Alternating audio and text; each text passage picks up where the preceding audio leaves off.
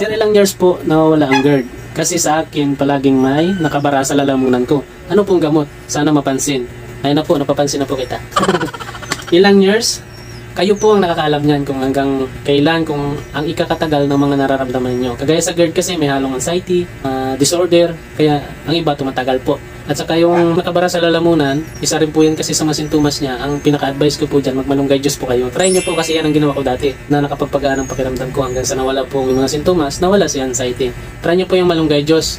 Gagawin nyo po umaga at saka hapon, bali 2 beses po sa loob ng isang araw. Ang pag-inom po niyan, kung saan po kayo komportable, pwede po yung bago kumain o di kaya pagkatapos kumain. Kung saan po kayo sa dalawa na yan komportable.